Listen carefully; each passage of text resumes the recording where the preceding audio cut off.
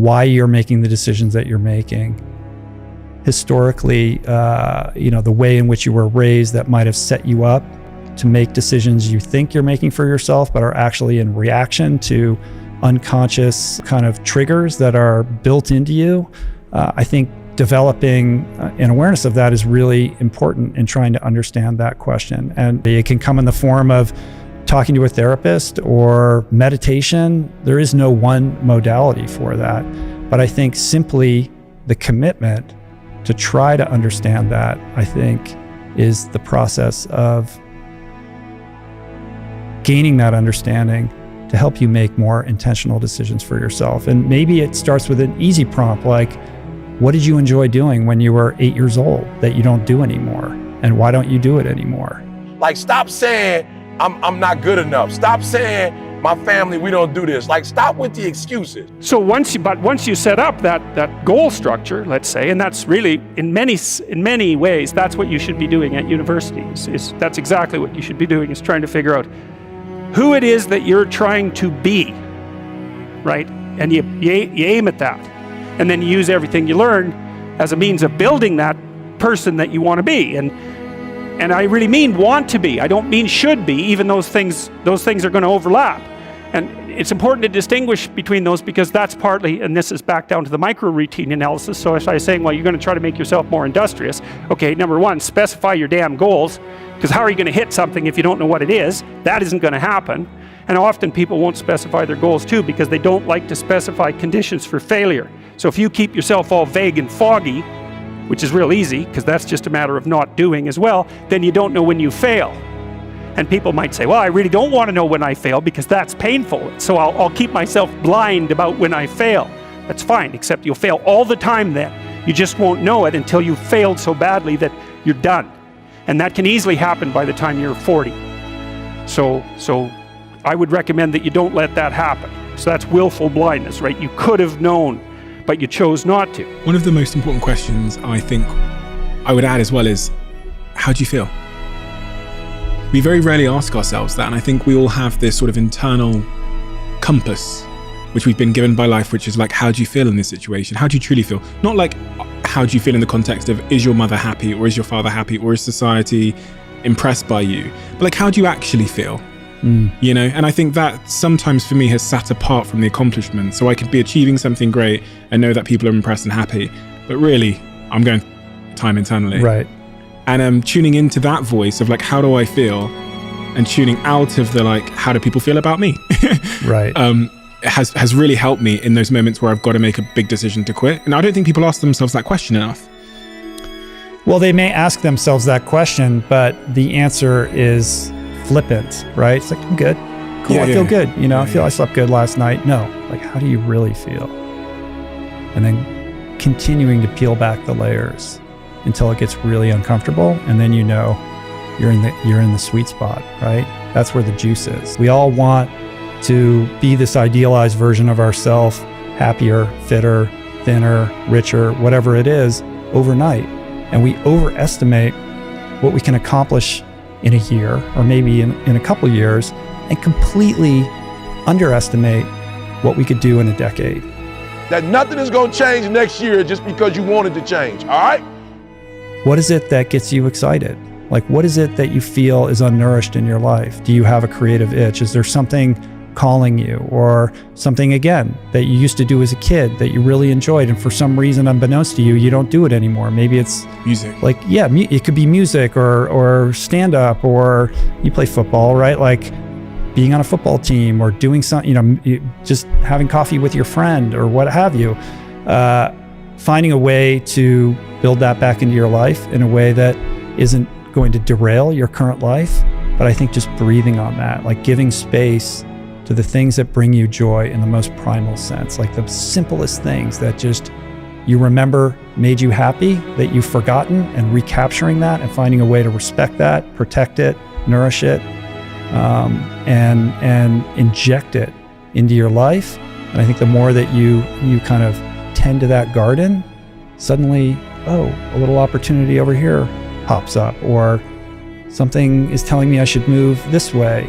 These are very subtle energies that you have to be present for in order to notice them when they appear.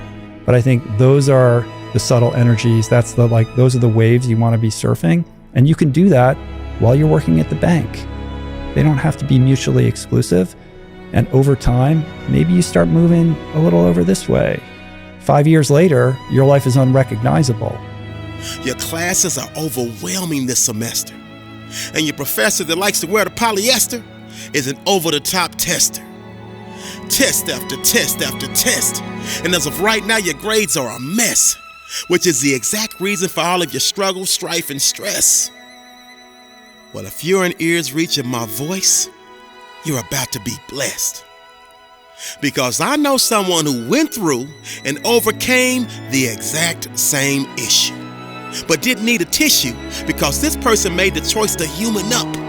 And that's exactly what you are about to do. This is the moment the old you meets the new you. Okay, so once you get your goal structure set up, you think, okay, if I could have this life, looks like that might be worth living, despite the fact that it's going to be, anxiety provoking and threatening, and there's going to be some suffering and loss involved and all of that. Obviously, the goal is to have a vision for your life such that, all things considered, that justifies your effort. Okay, so then what do you do? Well, then you turn down to the micro routines. It's like, okay, well, this is what I'm aiming for. How does that instantiate itself day to day, week to week, month to month? And that's where something like a schedule can be unbelievably useful. Google Calendar. It's like, make a damn schedule and stick to it. Okay, so what's the rule with the schedule? It's not a bloody prison. That's the first thing that people do wrong. They say, well, I don't like to follow a schedule. It's like, well, what kind of schedule are you setting up? Well, I have to do this, then I have to do this, then I have to do this, and then I just go play video games, because who wants to do all these things that I have to do? It's like, wrong. Set the damn schedule up so that you have the day you want. That's the trick. It's like, okay, I've got tomorrow. If I was going to set it up so it was the best possible day I could have, practically speaking, what would it look like? Well, then you schedule that. And obviously there's a bit of responsibility that's going to go along with that, because if you have any sense, one of the things that you're going to insist upon is that at the end of the day, you're not in worse shape than you were than at the beginning of the day, right? Because that's a stupid day. If you have a bunch of those in a row, you just dig yourself a hole and then you bury yourself in it. It's like, sorry, that's just not a good strategy. It's a bad strategy. So maybe 20% of your day has to be responsibility and obligation, or maybe it's more than that, depending on how far behind you are. But even that, you can ask yourself, okay, well, I've got these responsibilities. I have to schedule the damn things in. What's the right ratio of responsibility to reward? And you can ask yourself that, just like you'd negotiate with someone who is working for you. It's like, okay, you got to work tomorrow. Okay, so I want you to work tomorrow. And you might say, okay, well, what are you going to do for me that makes it likely that I'll work for you? Well, you could ask yourself that, So maybe you do an hour of responsibility and then you play a video game for 15 minutes. I don't know, whatever turns your crank, man. But, you have to negotiate with yourself and not tyrannize yourself. See, if you're struggling in your classes and you don't have a written down plan for the least amount of time you will spend studying and preparing for each class, you stop this video right now. Go get you a pencil and a planner and map a study course for your success out right now. You can come back to this exact point when you're finished. Because once you write it down, it becomes real. And that's just the beginning. And I used to think like, yo, for real, why can't I catch a break? Why can't I be what I want to be, have what I do what I want, right? And I ain't telling y'all don't speak it into existence. I ain't saying don't write it down, on an interest board, on a dream board. I ain't saying don't put it down. I ain't saying don't talk to your friends about it, verbalize it. But I'm telling you, you can't talk yourself out of something you behave yourself into.